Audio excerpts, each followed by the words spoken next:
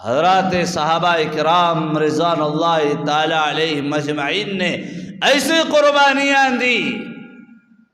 اسلام کو قبول کرنا معمولی بات نہیں تھا، اپنے آپ کو مصائب کے گڑھے میں ڈھکیلنا تھا، مصیبتوں میں ڈھکیلنا تھا، اپنے جان کا کھلواڑا بنانا تھا۔ ان لوگوں نے اپنے جانوں کا نذرانہ تو پیش کر دیا، لیکن دین اسلام سے دور نہیں ہوئے۔ خود آقا صلی اللہ علیہ وسلم پر بڑے قربانیاں آئے۔ وہ عظیم الشہر اور جہاں اللہ کے نبی پیدا ہوئے، اس شہر کو چھوڑنے پر اللہ کے نبی علیہ الصلوۃ والتسلیم کو مجبور کر دیا گیا۔ مکے کے ان گلیوں میں جس کو امین کہا، صادق کہا، انہی گلیوں میں آپ پر جو ہے اونٹ کے چھچڑوں کو ڈالا گیا، آپ پر پتھر برسائے، آپ کے جسم اطہر کو خون سے رنگین کر دیا گیا، آپ کو اتنا مارا کہ آپ کو بے ہوش کر دیا گیا۔ لیکن نبی صلی اللہ علیہ وسلم نے کبھی اس دین اسلام سے باز نہیں آئے، استقامت پر جمے رہے۔ حضرت بلال حبشی رضی اللہ تعالی عنہ، جن پر جو ہے کئی مارا جاتا تھا صبح و شام، اور دوپہر کی گرمی اور پکتی ریت پر آپ کو لٹا کر آپ پر چٹان رکھ دیا جاتا تھا، استقامت پر جمے رہے، یا احد اللہ کو پکارا کرتے تھے، اور اس طریقے سے اپنے جانوں کا نذرانہ پیش کیا۔ اور جو ہے آپ کی کمر پر جو ہے زخم آ گئے، اور وہ پکتی ریت پر جو آپ کے جسم سے جو چربی ہوتی تھی وہ پگھل کر جو ہے اس کو بجھایا کرتی تھی۔ پھر بھی ان لوگوں نے استقامت پر قائم رہے۔ حضرت ابوبکر، حضرت عمر، عثمان و علی، حضرت سلمان فارسی اور ہر صحابی پریشان تھے، حتیٰ کہ اس دین کے لیے خاتون جنت نے اپنی اس چادر کو بھی قربان کر دیا، اور اس خاتون جنت کے وہ لاڑیلے حسنین، حسن و حسین رضی اللہ تعالی عنہ، اپنے جانوں کا نذرانہ پیش کیا۔ اور اسلامی سال، اسلامی مہینہ جو شروع ہوتا ہے محرم، اور اس میں سب سے بڑی قربانی جو لی ہوئی ہے حضرت امام حسین رضی اللہ تعالی عنہ کی قربانی ہے۔ ان لوگوں نے اس دین اسلام کے لیے یزید کے ہاتھ پر بیعت نہ کیا، اور بے یار و مددگار اس میدان کربلا میں، اور ہر طرح سے دہشت پھیلی ہوئی ہے۔ اپنے چھوٹے چھوٹے بچے حضرت امام حسین رضی اللہ تعالی عنہ کے سامنے ذبح ہوتے ہوئے دیکھ لیا، اپنے چھوٹے بچے حضرت علی اصغر جس کے حلق میں تیر گھس گئی، اللہ کے لیے اس چھوٹے بچے کو ذبح کر رہے ہیں، قربانی دے رہے ہیں۔ آخر کار ان کے زبانوں پر کبھی اللہ کے شکوے نہیں آئے، ان کے زبانوں پر کبھی دل کے اندر، زبان کے اندر فخر نہیں آئی کہ میں یہ عمل کیا۔ ان کے دل کے اندر جو بات تھی، اللہ ہم سے راضی ہو جائے۔ اپنے آپ کا نذرانہ پیش کرنے کا معاملہ آیا۔ 10 محرم الحرام جمعہ کا دن ظہر کا وقت پایا، تین دن کی بھوک اور پیاس شدت. حضرت امام حسین رضی اللہ تعالی عنہ دشمنان اسلام سے لڑتے رہے. آخر کار ایک تیر ایسی تیر آ کر لگتی ہے جو ہے گھوڑے سے نیچے گر جاتی ہیں. دشمن آپ کے سینے پر چڑھ بیٹھتا ہے. کہتے ہیں اے دشمن اپنے سینے سے اتر جا, میں نے ظہر کا وقت پایا ہے, نماز کا وقت پایا ہے, مجھے نماز ادا کر لینے دے.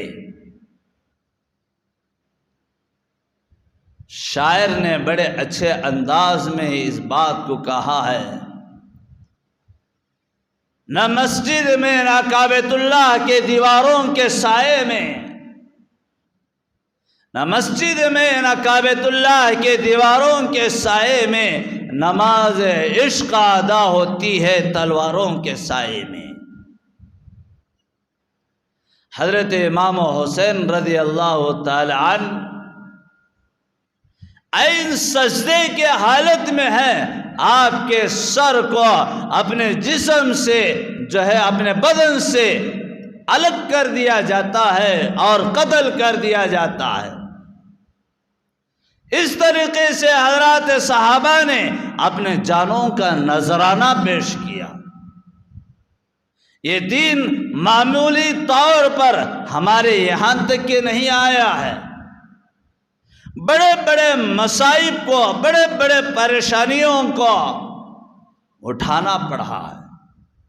اس کے بعد چل کر ہمارا یہ دین, ہماری یہ شریعت, ہمارا یہ قرآن جو آج ہمارے گھروں میں ہے, یہ بڑے قربانیوں کے بعد ہمارے یہاں تک کہ آیا ہوا ہے. قربانی اصل میں اس کو کہا جاتا ہے. آج ماحول معاشرے میں ہم پورے طور پر دین اسلام سے دور ہوتے ہوئے جا رہے ہیں. کوئی قربانی نہیں ہمارے پاس. کبھی یہ وقت نہیں ملا کہ ہم لوگ جو ہے قرآن مجید کی حفاظت کرنے کے لیے اور اپنا وقت نکالے, قرآن مجید کو پڑھنے کے لیے اپنا وقت کو نکالے. کبھی یہ ہم لوگوں کو موقع اور یہ وقت نہیں ملتا ہے. وہ 70 سالہ خاتون نے اپنے دین کے لیے, نبی کی محبت میں اپنے جسم کے 2 ٹکڑے کروا دیا.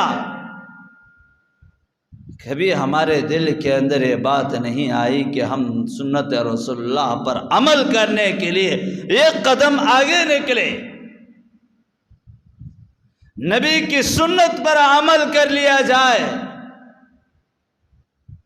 کبھی ہم لوگوں کو یہ موقع نہیں ملا کہ نماز کا وقت اور ہم لوگ نماز ادا کر لیں. کبھی ہم لوگوں کو یہ موقع نہیں مل رہا ہے کہ حلال و حرام کی تمیز کر لے, دین اسلام کی طرف جائے اور قرآن مجید کا علم حاصل کرے, سنتوں کا اور احادیث کا علم حاصل کرے. کبھی ہم لوگوں کے موقع نہیں ملتے.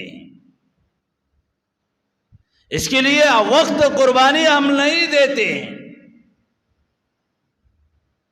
لہذا محترم بزرگوں اور دوستو, ہم لوگوں کو جو قربانیاں یاد ہوتے ہیں وہ مطلب کی قربانیاں یاد ہوتی ہیں. جہاں اپنی مطلب حاصل ہو رہی ہو وہ اچھی طرح ہم لوگوں کو ذہن نشین ہوتا ہے. بہرحال قربانی ہم لوگوں کو یہ دعوت دے رہی ہے. جس طرح سیدنا حضرت ابراہیم نے اللہ کے ایک حکم پر اپنے اس لاڈلے فرزند کو ذبح کرنے کے لیے تیار ہو گئے, ہم لوگوں کو قربانی سبق دے رہی ہے کہ اگر اللہ کا حکم ہو تو اپنے آپ کو اللہ کے راہ میں ذبح ہو جانے کے لیے بھی ہم لوگ تیار ہونی چاہیے. بہرحال یہ اللہ کا بڑا کرم, بڑی مہربانی ہے. جانور ذبح ہو رہا ہو ہماری مغفرت ہوتی ہے, جانور کٹ رہا ہے، ہماری مغفرت اللہ تعالیٰ فرماتا ہے۔ ایسی عبادت کے لیے بھی ہمارے اندر خلوص کا، للہیت کا ہونا ضروری ہے۔ ان عبادتوں میں خاص طور پر دکھلاوا ہوتا ہے۔ دکھلاوے سے کوئی عبادت اللہ کے سامنے قابل قبول نہیں ہے۔ دکھلاوے کی عبادت کو اللہ تعالی ہمارے منہ پر مار دیتا ہے۔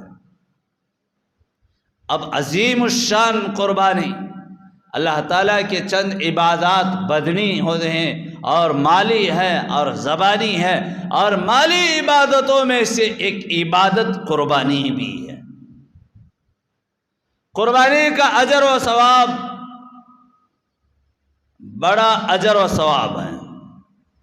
حضرت زید بن ارقم رضی اللہ تعالی عنہ فرماتے ہیں، جب بندہ قربانی کرتا ہے اس کے ایک جانور پر جتنے بال ہوتے ہیں تو اللہ تعالیٰ اتنے بالوں کے برابر اللہ تعالیٰ اجر و ثواب اور نیکیاں اللہ تعالیٰ عطا فرماتے ہیں۔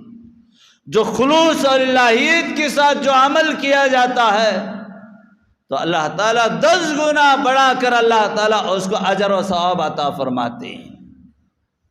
یہاں یہ بات معلوم ہو گئی، خلوص و الہیت پر اللہ تعالیٰ اجر و ثواب عطا فرماتے ہیں۔ اور ایک دوسرے حدیث کے اندر آتا ہے،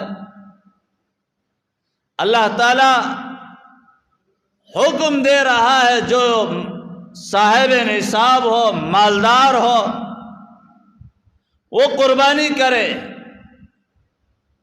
اور اس کا اجر اللہ کے پاس نہ تو آپ کا بکرا جاتا ہے، نہ آپ کے بکرے کا خون جاتا ہے، نہ آپ کے بکرے کا گوشت جاتا ہے۔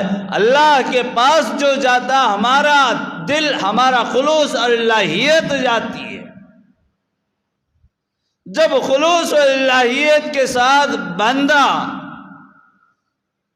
جانور ذبح کرتا ہے اور اس کا ایک قطرہ خون کا قطرہ زمین پر گرنے سے پہلے اللہ تعالیٰ اس کی بندے کی مغفرت فرما دیتی ہے۔ یہ اجر و ثواب، اگر اس کے اندر دکھلاوا ہو تو یہ عمل بھی قابل قبول نہیں ہے۔ اب دکھلاوے کے طور پر ہم لوگ بکرا ذبح کر رہے ہیں، ہم لوگ بڑے جانور ذبح کر رہے ہیں، لوگوں کو دکھلاتے ہوئے پھرتے ہیں کہ دیکھیے کہ میں یہ ذبح کر رہا ہوں، اور اس کو باقاعدہ گلیوں میں گھماتے ہیں کہ ہم لوگ جو قربانی دے رہے ہیں۔ تو یہ عمل سے ہمارا جو اجر و ثواب ہے وہ ضائع ہو جاتا ہے۔ اس سے بالکل پرہیز کرے۔ بعض لوگوں کو دیکھا ہے کہ بکرے کو، جانور کو اچھی طریقے سے سجا کر اور گلیوں میں نکالتے ہیں۔ اس عمل سے ہمارا اجر و ثواب اللہ تعالیٰ ضائع فرماتا ہے۔ اس سے بالکل احتیاط کرے۔ جو مالدار ہے، جو صاحب نصاب ہے، عاقل و بالغ ہے، تو ان پر قربانی واجب ہے۔ قربانی کے دنوں میں سب سے محبوب ترین عمل جو ہے وہ قربانی ہے، اس کو کرنا ضروری ہے۔ اگر صاحب نصاب نہیں ہے، جس کے پاس مال و متاع نہیں ہے، غریب ہے، پھر بھی قربانی دیتا ہے، دے سکتا ہے، لیکن اللہ تعالیٰ اور بھی اس کو اجر و ثواب عطا فرماتے ہیں۔ میں نے گزشتہ جمعہ چند مسائل آپ حضرات کے خدمات میں پیش کیا۔ لوگ پھر بھی پوچھتے ہیں، حضرت سب سے پہلے قربانی دے رہے ہیں، کس کے نام سے دینا ہے؟ میں نے گزشتہ جمعہ باقاعدہ کہا، آپ صاحب نصاب ہے، آپ پر قربانی واجب ہے، آپ اپنی طرف سے قربانی دے، نہیں حضرت پہلا سال محمد رسول اللہ کے نام پر دینا کہتے، ابراہیم خلیل اللہ کے نام پر دینا کہتے، نہیں، آپ پر ضروری ہے کہ آپ قربانی دیں۔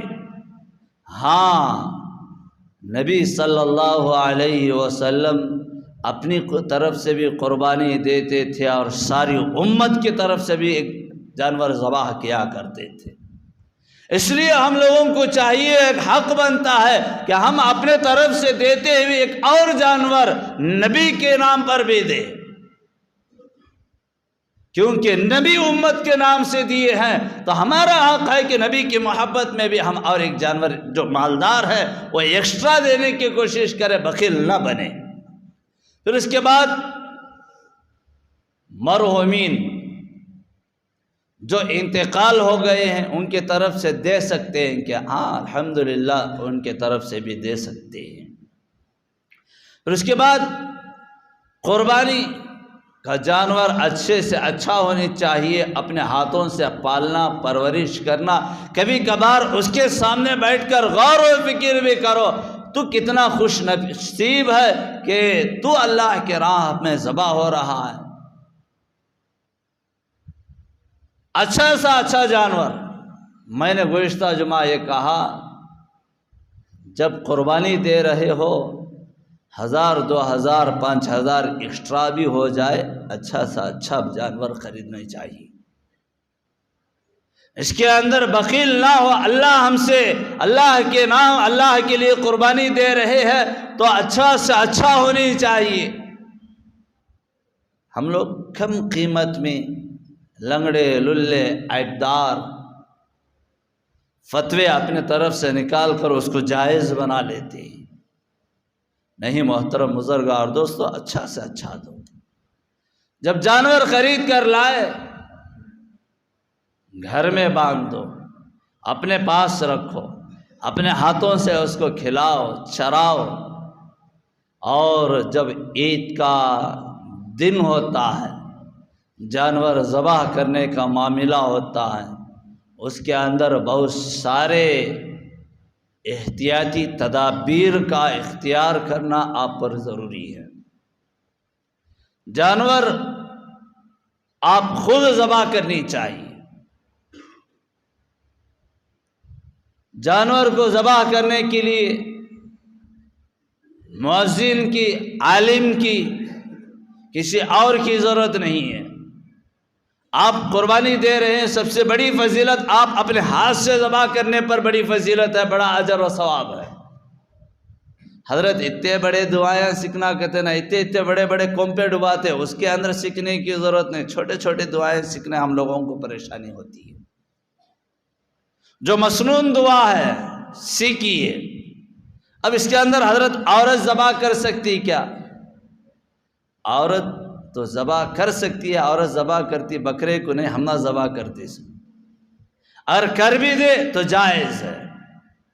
اب رہا مسئلہ قربانی کے جانور کو قربانی کرنے سے پہلے ہم لوگ کیا کرتے ہیں؟ ہار ڈالتے ہیں، پانی ہلاتے ہیں، عطر لگاتے ہیں، سرما لگاتے ہیں اور رسم کرتے ہیں۔ اس کے ساتھ ساتھ کون مؤذن گیا رہتا ہے کہ اسے بھی رسم کرواتے ہیں۔ یہ پورے ناجائز ہیں، یہ بدعت ہے۔ بعض لوگوں نے کیا ایسا کرنا نہیں، ماں حضرت تم نہ بڑا معلوم لے، حضرت انہیں جنت میں ہم نہ لے جاتا سو۔ بکرے پر یقین ہو گیا، کبھی ہم لوگوں نے نہیں سوچا نماز پڑھنے سے جنت ملتی ہے، حلال و حرام کی تمیز کرنے پر جنت ملتی ہے، سنت رسول اللہ پر عمل کرنے پر جنت ملتی۔ یہ کرو بولے تو رسما کر کے جنت کا خیال کر رہے ہیں، یہ بالکل غلط ہے۔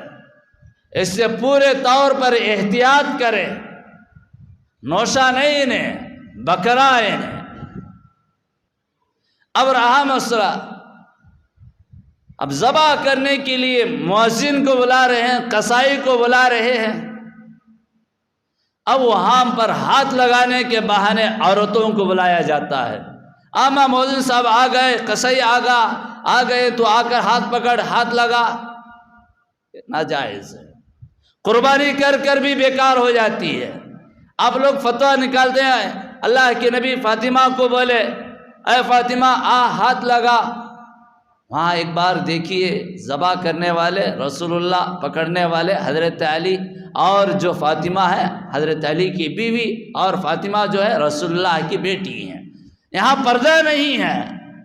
اب غیر محرموں کو ہم پر بلا کر ہم لوگ کہتے ہیں ہاتھ لگا، نہیں، یہ ہاتھ لگانے کے بہانے بے پردگی، اس لیے اس سے احتیاط کریں. اب کس سے میں نے کس کے نام سے کاٹنا ہے یہ سب بتا دیا. اب رہا مسئلہ، اب جانور بھاری ہے، اب اس کو دبانے کا معاملہ ہے، ایک آدمی سے کام نہیں چلتا ہے، 2-4 پکڑتے ہیں، 2-4 پکڑے ہوئے ہیں، کاٹنے والا بھی بسم اللہ اللہ اکبر بولنا، اور جتنے پکڑے ہوئے ہیں وہ سب بسم اللہ اللہ اکبر بولنا ہے. اگر ایک بھی نہیں بولا وہ جانور مردار ہو جاتا، مردہ ہو جاتا ہے. اس لیے آپ لوگ کہیے کہ سب بسم اللہ اللہ اکبر بولے. اس سے پورے احتیاطی تدابیر ہے، ضروری ہے.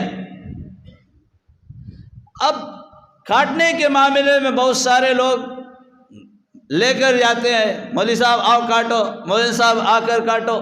کاٹ رہے ہیں، حضرت قبلے کی طرف رخ کرو. یعنی کہ کبھی قبلہ کدھر ہے اس کو معلوم نہیں، ہم مسائل ٹھوکتا.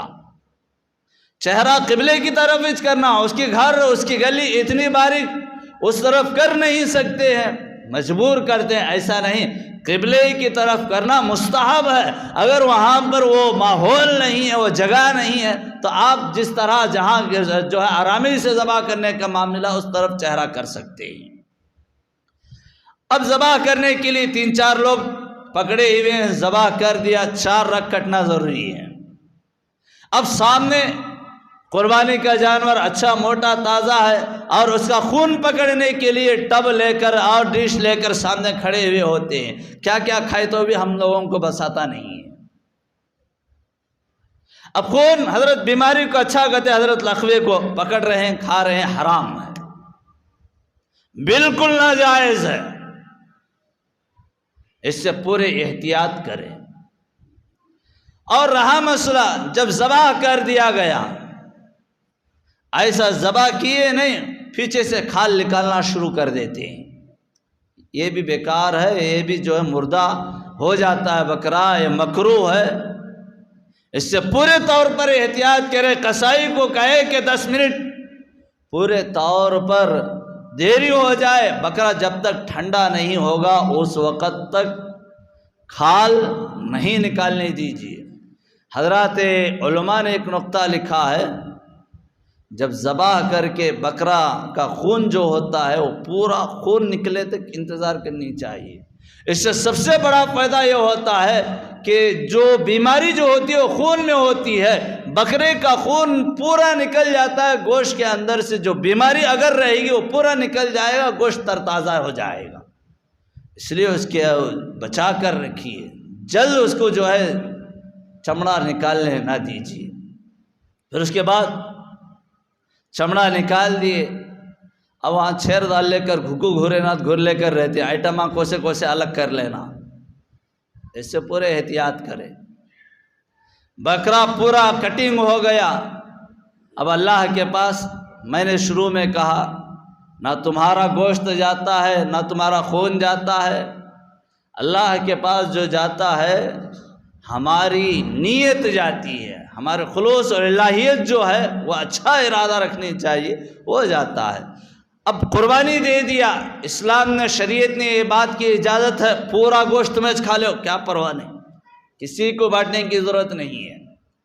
اگر بانٹنے کا معاملہ آ گیا ہے، بانٹ رہے ہیں، 3 حصے کرے.